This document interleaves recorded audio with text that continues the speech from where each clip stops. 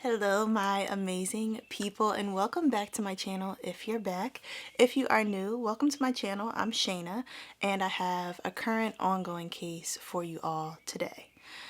I actually recorded this entire video yesterday, but then when I sat down to edit it today, I realized that my audio was completely messed up because I never plugged in my microphone all the way. So I'm here for round two, and I really wanted to get this right because this case is one that I'm sure a lot of you are already invested in, and it's super important for me to bring this to you and kind of have a dialogue with you all about this case.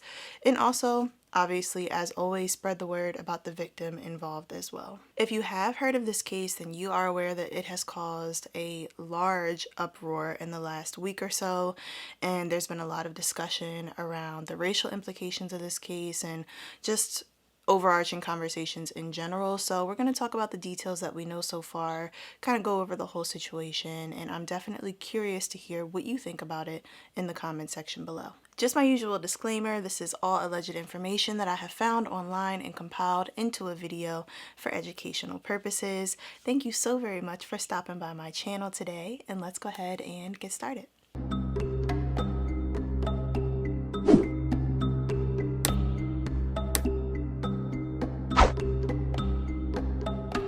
Ralph Yarl is a 16-year-old Kansas City resident who many of you may already know was shot on Thursday, April 13th by an 84-year-old man.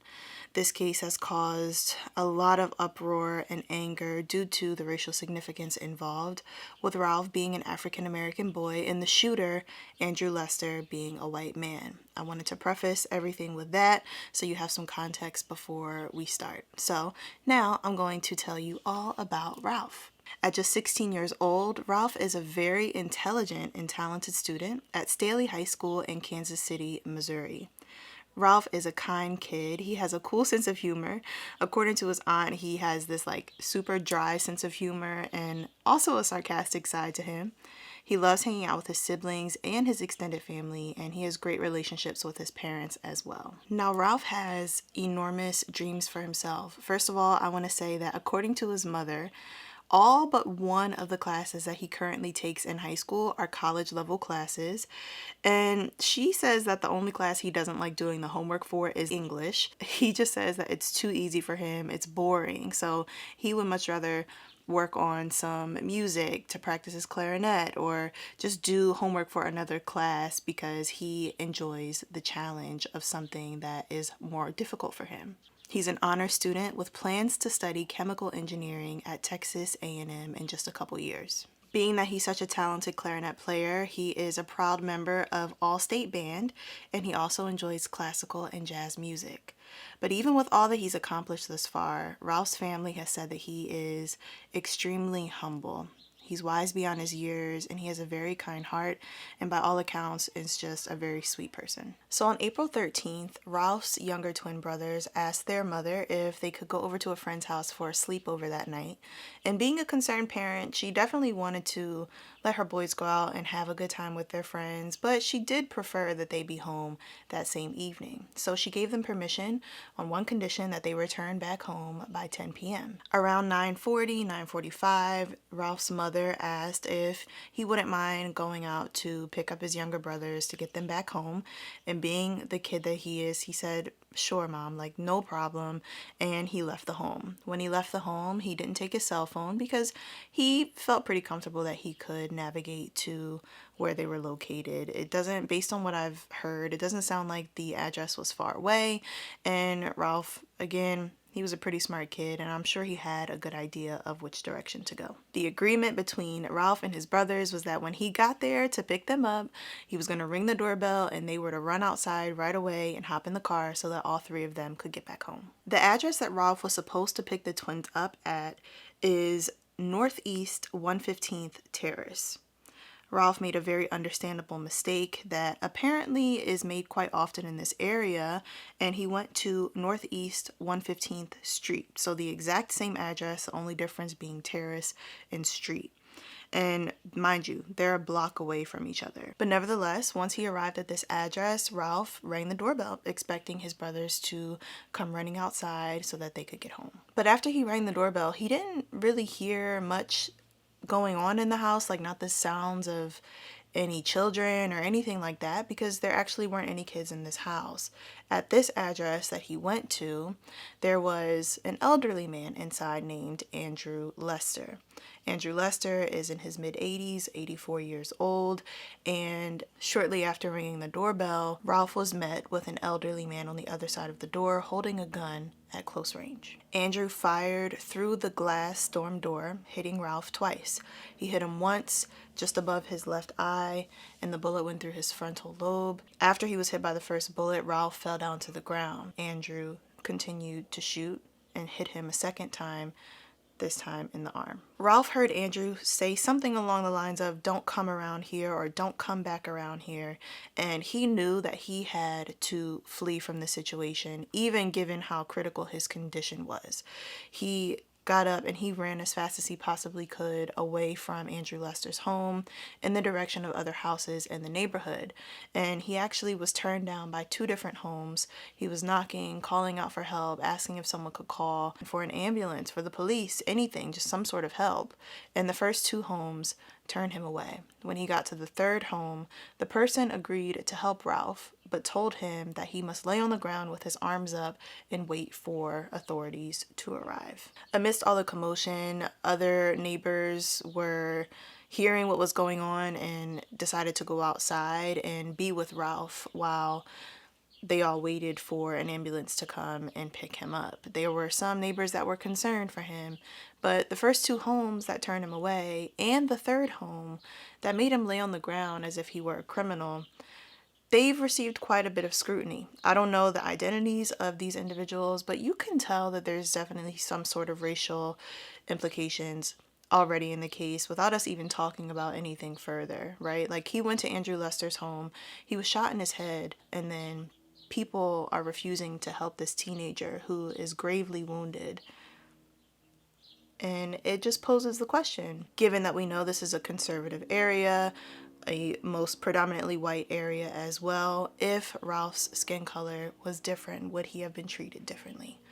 The general consensus is yes. After this ordeal, Ralph was taken to the hospital and his condition was concerning. Again, at just 16 years old, he had a bullet in his frontal lobe. This is an injury that many people just simply never recover from.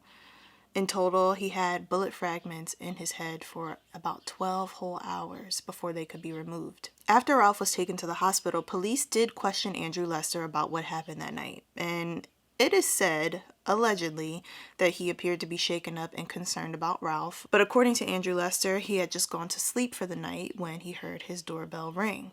And he immediately went to get his gun because he was in fear for his life.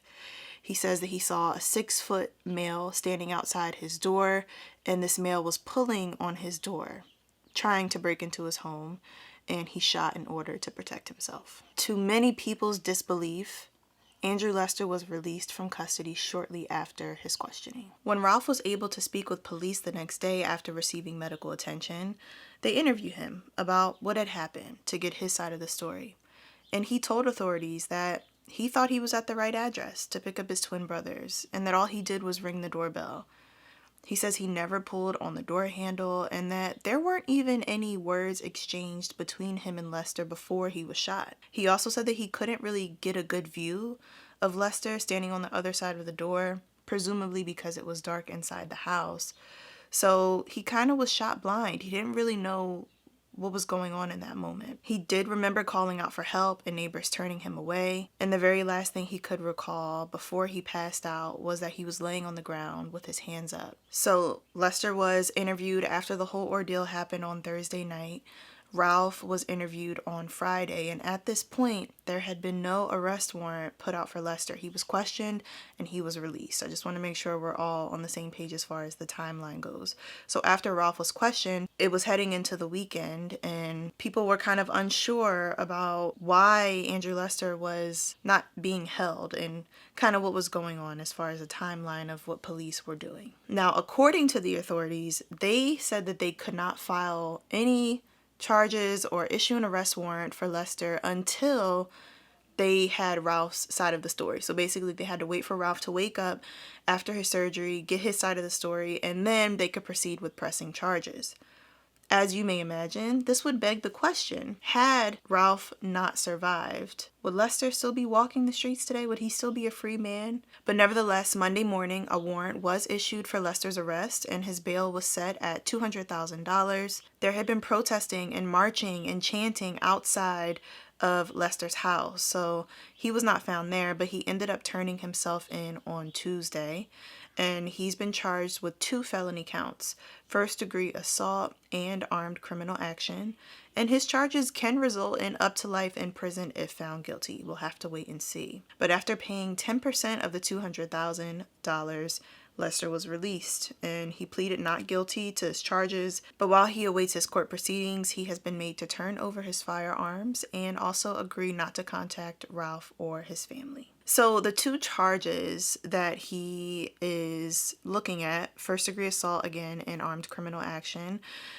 But there's been a push from the public and from leaders in the community to have Lester charged with a hate crime. According to the Clay County prosecutor, hate crime charges would result in a lesser sentence. And I don't know the technicalities of it, but the way that he explained it was almost like they can't combine hate crime charges with the 2 felony charges that there currently are standing right now. Are also hate crime charges potentially here? So in the state of Missouri, hate crimes can be E or D felonies, which carry with it a lower range of punishment than what the defendant is currently charged with. But they could still be brought, no? I'm not sure I understand. You could still add additional charges. At that point, you would be talking about double jeopardy issues. Maybe a revision is necessary if people can commit a hate crime and end up not having a long sentence. If you are familiar, I know that some of you are ex-law enforcement who watch my videos. Some of you are current law enforcement as well. I do see you in the comments. So let me know if you kind of have a better understanding of this. But it's just something that I think would be an interesting conversation to have. Now, one of the most recent developments in this case, which is quite interesting, is that Lester's grandson, who's named Clint Ludwig, did an interview with CNN where he talked about his grandfather. And he talked about Lester's racist tendencies. He also mentioned that Lester is a paranoid man who watches Fox News in his living room all day.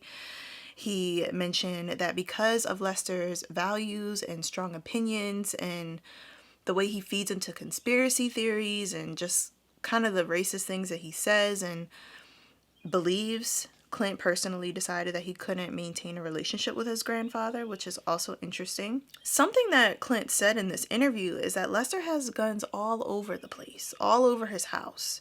That's pretty vague, but we can imagine it's more than a couple. And he said that he has so many firearms because of the level of paranoia that he has. Folks are going to want to know, why are you speaking out and apparently against your grandfather? It's the right thing to do. This country happens over and over again where people get away with killing unarmed, innocent Black people. And it's I would have had the same energy for any other case like I've had over and over again in this country, like I said. But so it's the right thing to do. People need to speak out and not make any excuses for this kind of behavior and this violence. So you said for killing innocent Black people. The prosecutor in this case has suggested that there was a racial component to it. Do you believe your grandfather is racist? I believe he holds racist tendencies and beliefs. Why do you say that? He's just a stock American Christian male. It's older, that's just how they are. It's the conspiracies and weird random racist things they say, and it doesn't make sense, but they're just scared. Now, listen, you're generalizing a lot here about, you said older Christian white males, but what do you mean by that? What do you mean they're scared? Talk to me more, please.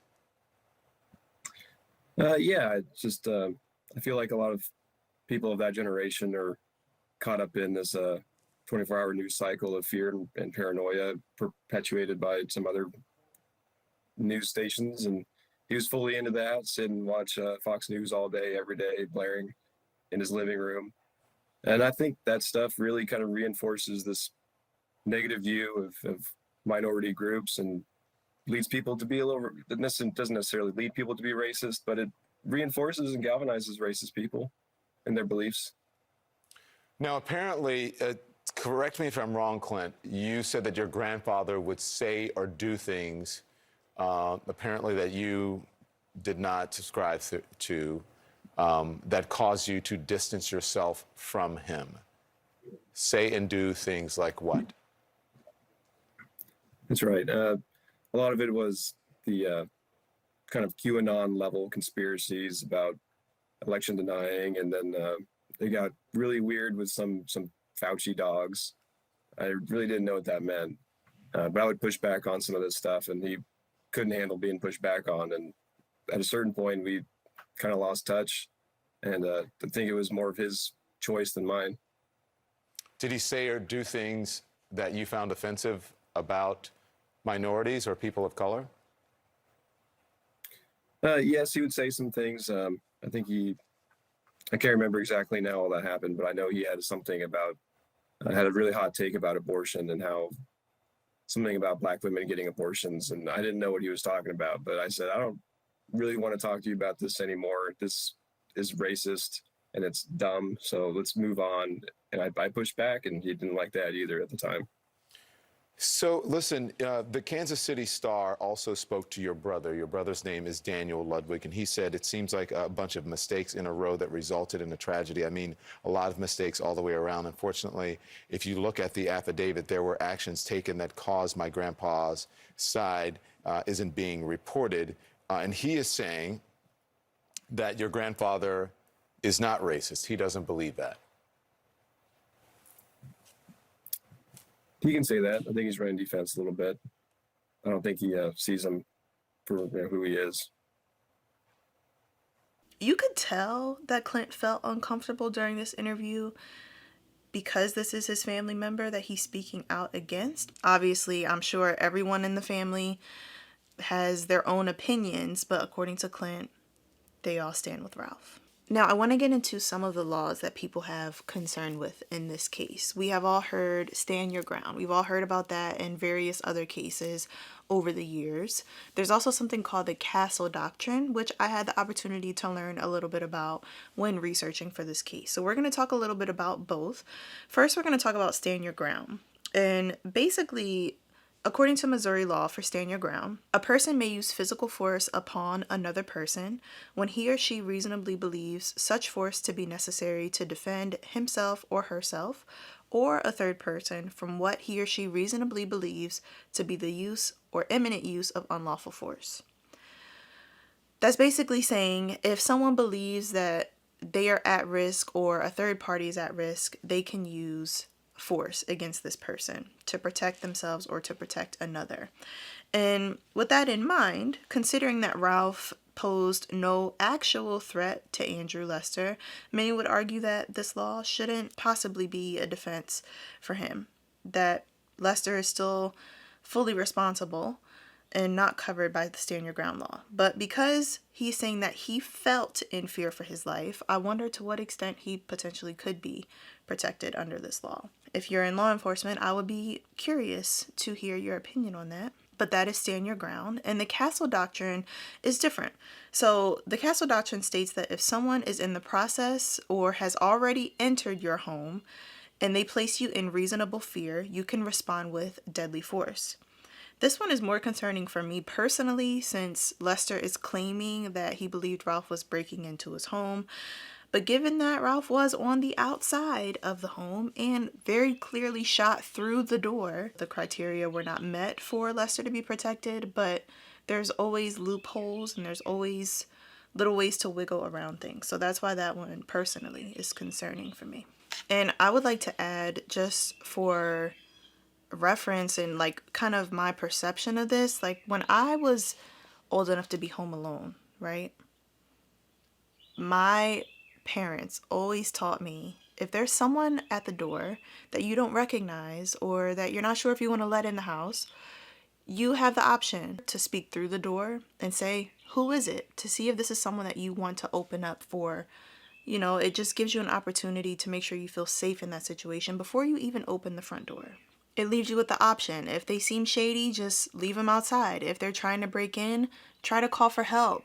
And then if you need to protect yourself, obviously take that step to do so. Students at Rouse High School have done marches since all of this happened, and there have been protests and rallies at both the courthouse and the police department in the area.